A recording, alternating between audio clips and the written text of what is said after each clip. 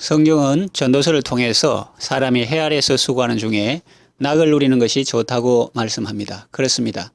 아무리 좋고 옳은 일이라도 즐거움이 없다면 그 일을 지속하기는 어려울 것입니다. 반대로 어떤 일을 함에 있어서 쾌락이 있더라도 그 일이 옳은 일이 아니라면 그것은 가짜 기쁨이며 오래 가지 못할 것입니다. 오히려 더 큰 아픔과 상처를 가져다 줄 것입니다. 자, 그렇다면 참 기쁨은 어디에서 나올까요? 참 기쁨의 근원은 무엇일까요? 첫째로 환경이 아닙니다. 아니, 환경이 얼마나 중요한데 그런 말씀을 하십니까? 당장 헐벗고 굶주려 보세요. 그런 말이 나오나? 이렇게 반문할 수 있습니다. 좋은 질문입니다. 주거 환경, 생활 환경이 우리 삶에 차지하는 비중이 큽니다. 그래서 사람들이 학군 좋은 것으로, 살기 좋은 것으로 가려는 것 아니겠습니까? 환경이 우리 삶에 차지하는 비중이 큽니다. 그러나 그것은 물줄기로 말하면 중류나 하류지 원천은 아닙니다. 다시 말하면 그런 것들이 기쁨과 상관없다 말은 못하지만 참 기쁨이 거기서 솟아나오는 것은 아니라는 말입니다. 국가별 행복지수를 발표한 자료가 있습니다. 어느 나라 사람이 가장 행복감을 느끼고 사느냐 하는 것이죠. 사람들은 보통 선진국 사람들의 행복지수가 높을 것이라는 생각을 할 것입니다. 그러나 그 자료를 보면 그렇지 않습니다. 방글라데시 같은 가난한 나라 사람들이 선진국 사람들보다 더 행복지수가 높았습니다. 선진국 사람들은 자기가 생각하는 여러 가지 조건들이 충족되어야 행복감을 느낍니다. 그러나 행복지수가 높은 사람들은 몇 가지만 충족되어도 만족하고 행복감을 느낍니다. 이런 걸 보면 사람이 사는데 환경도 중요하지만 그것이 참된 행복의 조건은 아니라는 것을 알 수 있습니다. 제가 선진국보다 후진국의 삶이 낫다거나 부유한 것보다 가난한 것이 낫다는 말을 하려는 것이 아닙니다. 인생의 참된 행복은 어디에 있는가? 참 기쁨의 근원은 어디인가를 살펴보려는 것입니다. 하박국이 처한 환경을 보면 결코 기뻐할 수 없는 환경입니다. 하나님의 백성이라고 하는 유다나라 사람들에게 강포가 있고 죄악이 있고 폐역이 있습니다. 겁탈이 있습니다. 율법이 해이하고 정의가 전혀 시행되지 못합니다. 더 놀라운 것은 하나님께서 그러한 유다를 심판하시는데 그 심판의 몽둥이로 갈대아 사람을 택하셨다는 사실입니다. 그 갈대아 사람은 어떤 사람입니까? 하박국 1장 6절에서 11절에 그 내용이 나옵니다.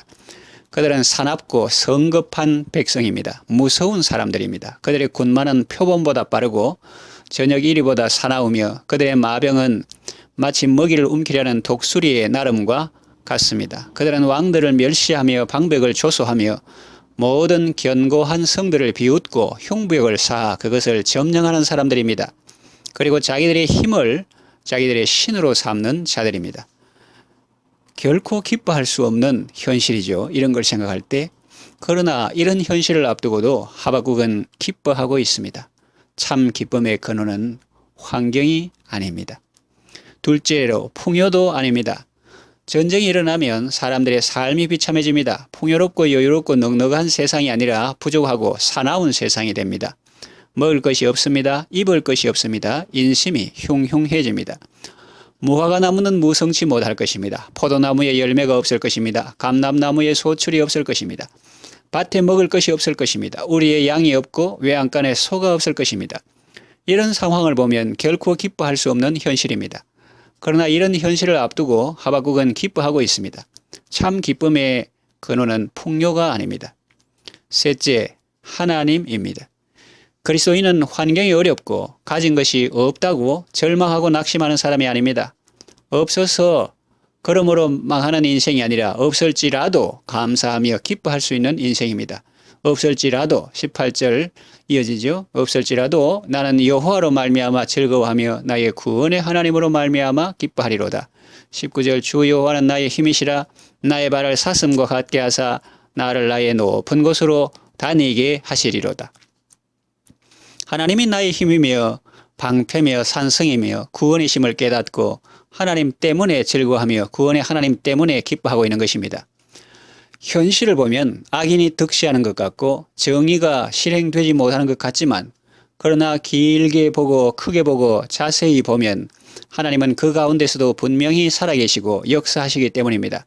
하나님께서 선지자에게 말씀하셨습니다. 2장 2절에서 4절 너는 이 묵시를 기록하여 판에 명백히 새기되 달려가면서도 읽을 수 있게 하라. 이 묵시는 정한 때가 있나니 그 종말이 속히 이르겠고 결코 거짓되지 아니하리라. 비록 더딜지라도 기다리라. 지체되지 않고 반드시 응하리라. 보라, 그의 마음은 교만하며 그 속에서 정직하지 못하나 의인은 그의 믿음으로 말미암아 살리라. 그랬습니다. 차기 미국 대통령이 누가 되는가에 대해서 사람들의 관심이 쏠리고 있습니다. 미국이 뿐만 아니라 다른 나라 사람들도 자국과의 이해관계가 있기 때문에 모두 관심을 가지고 지켜보고 있습니다. 미국이 살기 좋은 나라라고 하지만 하나님을 멀리하면 소망이 없습니다. 오바마가 미국 대통령으로 재임했던 때 우간다 대통령은 이렇게 말했습니다. 미국이 우리에게 동성애 옹호법을 통과시키지 않으면 원조를 끊겠다고 합니다. 여러분, 우리를 살리는 것은 미국이 아니라 살아계신 하나님입니다. 이렇게 말했다는 거죠. 저는 당시에 우간다 대통령에 대해서 깊이 알지 못합니다. 그러나 그가 한 말은 아주 감동적이고 또 중요한 말입니다. 트럼프에 대해서 사람들의 말이 많습니다. 기독교적인 정책을 시행해서 좋다. 혹은 정책은 좋은지 몰라도 인성은 안 좋다. 혹은 언론이 그의 참모습을 왜곡했다 등 말이 많습니다. 차기 대통령이 트럼프가 되든 바이든이 되든 우리가 분명히 기억해야 할 것은 인류의 참 소망은 어떤 인물이나 정당이 아니라 하나님이시라는 사실입니다. 누구든지 성경적 가치를 존중하고 정책을 입안하고 실행하는 사람은 나라와 세상을 복되게 하는 하나님의 복의 통로가 될 것이고, 누구든지 성경적 가치를 파괴하고 하나님이 싫어하시는 정책을 입안하고 실행하는 사람은 사탄의 도구가 될 것입니다. 국제 정세가 급변하고 있고 국내 상황도 그에 맞물려 복잡하게 진행되고 있습니다. 더구나 코로나로 인하여 우리는 한 번도 경험해 보지 못한 세상을 살아가고 있지 않습니까? 무엇을 바라보십니까? 사람을 보며 세상을 보면 만족함이 없습니다. 어떤 인물이나 어떤 정당도 우리에게 참 기쁨을 줄 수는 없습니다. 참 기쁨의 근원은 오직 하나님이십니다. 주님만이 우리의 소망입니다. 우리의 힘이시며 방패시며 구원이 되십니다.